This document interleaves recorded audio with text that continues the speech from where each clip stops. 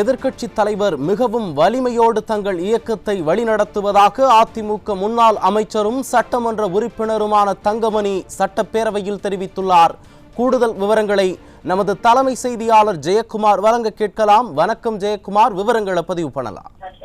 கண்டிப்பாக கண்ணதாசன், இன்றைக்கு சட்டப்பேரவையிலே அனைத்து இந்திய அண்ணா திராவிட முன்னேற்ற கழகத்தை குறித்து திமுகவுடைய அமைச்சர் தங்கம் தென்னரசு தேவையற்ற விவாதங்களை மேற்கொண்டிருக்கிறார். அதையெல்லாம் நேரலை செய்கிறார்கள்.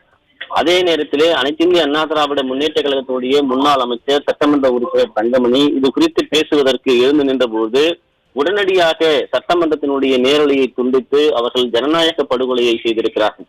நிதிநிலை அறிக்கை மீதான பதிலுரைக்கு பின்னர் அதிமுகவுடைய பொதுச் செயலாளர் சட்டமன்ற எதிர்க்கட்சி தலைவர் முன்னாள் முதலமைச்சர் சார்பிலே முன்னாள் அமைச்சரும் அதே போன்று சட்டப்பேரவை உறுப்பினராக இருக்கக்கூடிய தங்கமணி அவர்கள் எழுந்து நின்று பேசுகிறார்கள். அந்த நேரலை துண்டிக்கப்பட்டிருக்கிறது.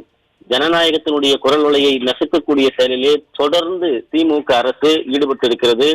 அதிமுகவை வசைபாடுவதற்கு நேரலை செய்யும் திமுக அரசு அவர்களுக்கு தைரியம் இருந்தால் அதிமுக சட்டமன்ற உறுப்பினர்கள் பேசக்கூடிய அந்த உரையை நேரலை செய்ய வேண்டியதுதானே என்கிற மிகப்பெரிய ஒரு கருத்து இருக்கிறது. மக்கள் பிரச்சனைகள் குறித்து பேசுவதற்கு கூட இந்த ஜனநாயக நாட்டில் ஒரு தார்மீக உரிமையை திமுக அரசு மறுக்கிறது. அப்போது குறுக்கிட்டு பேசிய அதிமுக முன்னாள் அமைச்சர் தங்கமணி, எங்களுக்கென்று குறிப்பாக அதிமுகவுக்கென்று கொள்கை இருக்கிறது, எந்த கூட்டல் கணக்கிலும் நாங்கள் ஏமாற மாட்டோம் என்று திமுக அமைச்சர் தங்கம் தென்னரசுக்கு பதிலடி கொடுத்திருக்கிறார். வேறு கூட்டல் கணக்கில் ஏமாந்து விடுவார்கள் என நீங்கள் பேசுவது என்பது, எங்களுடைய தலைவர் சாதாரண ஒரு தலைவர் எங்கள் இயக்கத்தை வழிநடத்தி கொண்டிருக்கிறார், எந்த கூட்டல் கழித்தல் கணக்கிலும் நாங்கள் ஏமாற மாட்டோம் என்ற ஒரு பதிலடியை அனைத்திந்திய அண்ணா திராவிட முன்னேற்ற கழகத்துடைய முன்னாள் அமைச்சர் சட்டமன்ற உறுப்பினர் தங்கமணி அவர்கள் திமுக அமைச்சர் தங்கம் தென்னரசுக்கு தக்க பதிலடி கொடுத்திருக்கிறார்.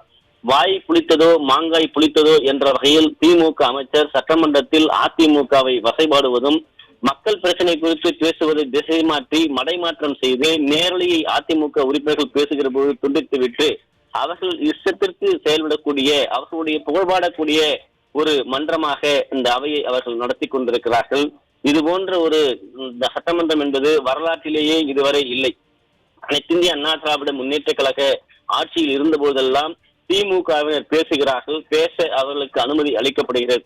அதே நேரத்தில் சபாநாயகருடைய இருக்கையை முற்றுகையிட்டு அவர்களிடத்திலே அந்த சபாநாயகர் இருக்கிற இடத்திற்கு தேவையற்ற அந்த போதைப் பொருட்கள் எல்லாம் கொண்டு சென்று அநாகரீகமான அருவருக்கு தகுந்த ஒரு நிலையிலே திமுக சட்டமன்ற உறுப்பினர்கள் இன்றைக்கு முதலமைச்சராக இருந்த அந்த எதிர்க்கட்சி தலைவராக இருந்த ஸ்டாலின் எல்லாம் அவையை எப்படி அநாகரிகமாக நடத்தினார்கள்.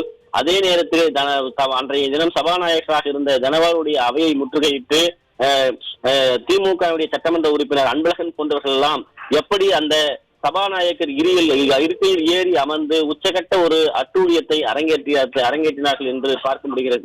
அதே நேரத்தில் இன்றைக்கு பேசுகிற பொழுது நக்கல் அடிப்பதும் நையாண்டி அடிப்பதும் மற்ற உறுப்பினர்களை வசைபாடுவதும் இது போன்ற ஒரு செயலில் ஈடுபடுவது ஜனநாயக ரீதியான ஜனநாயக மாண்பை பேணி காக்கக்கூடிய வகையில் அவை நடக்கவில்லை என்பதைத்தான் இன்றைக்கு திமுகவுடைய சட்டமன்றம் எடுத்து காட்டிக் கொண்டிருக்கிறது.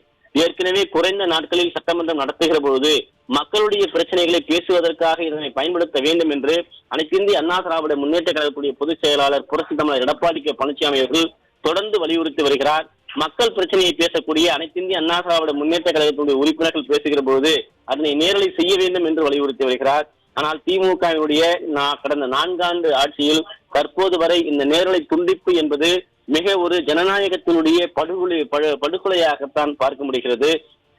எதிர்க்கட்சி தலைவர் எழுந்து நின்று பேச ஆரம்பிப்பதற்கு முன்பாகவே அதிமுக சட்டமன்ற உறுப்பினர்கள் பேசுகிற போதே நேரலை துண்டிக்கப்படுகிறது. தொடர்ச்சியாக இது போன்ற ஒரு நடவடிக்கை என்பது ஜனநாயகத்தை கேலிக்கூத்தாக்கக்கூடிய செயல் என்று வலியுறுத்தி அனைத்து இந்திய அண்ணா திராவிட முன்னேற்ற கழகத்துடைய பொதுச் செயலாளர் புரட்சி தமிழர் எடப்பாடி கே பழனிசாமி அவர்கள் நிதிநிலை அறிக்கை மீதான பதிலுரைக்கு பின்னர் தற்போது தலைமைச் செயலகத்தினுடைய வெளியே செய்தியாளர்களை சந்திக்க வந்திருக்கிறார்கள். அந்த காட்சிகளை நாம் பார்த்துக் கொண்டிருக்கிறோம். அனைத்து இந்திய அண்ணா திராவிட முன்னேற்ற கழகத்துடைய பொதுச் செயலாளரும் சட்டமன்ற எதிர்க்கட்சி தலைவரும் முன்னாள் முதலமைச்சருமான புரட்சி தமிழர் எடப்பாடி கே பழனிசாமி அவர்கள் செய்தியாளர்களை சந்தித்து வரக்கூடிய அந்த நேரலை காட்சிகளை தற்போது பார்க்கலாம்.